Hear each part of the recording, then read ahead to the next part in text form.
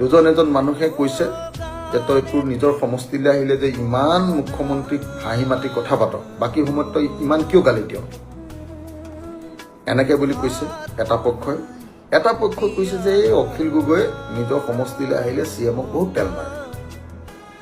মই দেখিছোঁ, তেওঁলোকক কোৱা দেখিছোঁ, কিন্তু মোৰ কাৰণে স্পষ্ট কথা, মই এজন বিধায়ক, মই শিৱসাগৰ সমষ্টিত মই এজন CMক সেই বিধায়ক ৰূপেই মই তেখেতক অতিথিৰ ধৰণে সদায় শুশ্ৰূষা কৰিছোঁ আৰু সদায় শুশ্ৰূষা কৰি যাম। মোৰ সন্মুখত মোৰ সমষ্টিত CMক মই কাকো বেয়াকৈ ক'বলৈ নিদিওঁ, এইটো কথা স্পষ্ট, একদম স্পষ্ট। আৰু ময়ো কেতিয়াও CMক মোৰ সমষ্টিৰ ভিতৰত বেয়াকৈ নকওঁ।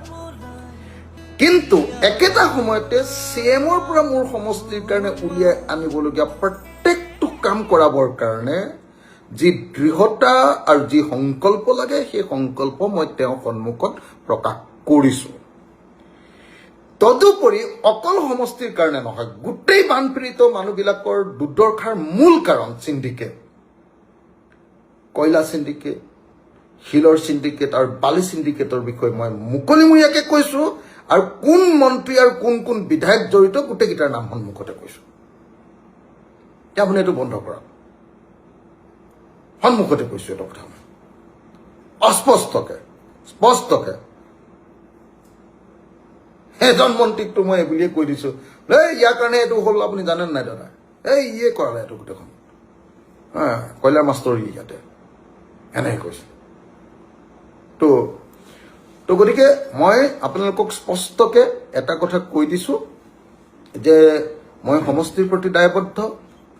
একেটা সময়তে মোৰ এনেকুৱা, মই সদায় জনতাৰ ওচৰত নত জানো, মোৰ বডি লেংগুৱেজটো সদায় জনতাৰ ওচৰত নত জানো, ৰাইজৰ ওচৰত মই এনেকৈ ভৰিত ধৰিয়ে থাকোঁ অনবৰতে, ৰাইজৰ প্ৰতি মই নত জানো।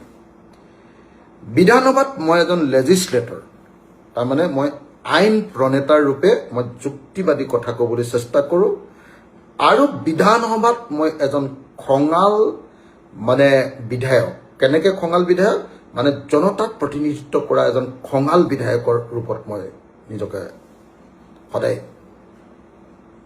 হেৰি কৰিবলৈ চেষ্টা কৰোঁ, সেই দৃঢ়তাটো মই প্ৰদৰ্শন কৰিবলৈ চেষ্টা কৰোঁ। তাৰ পাছত শাসক শ্ৰেণীৰ ওচৰত মই সদায় কৰ্কশ, সদায় খঙাল, আৰু সদায় মই একদম আনপ্ৰেডিক্টেবল হৈ থাকিবলৈ চেষ্টা কৰোঁ শাসক শ্ৰেণী।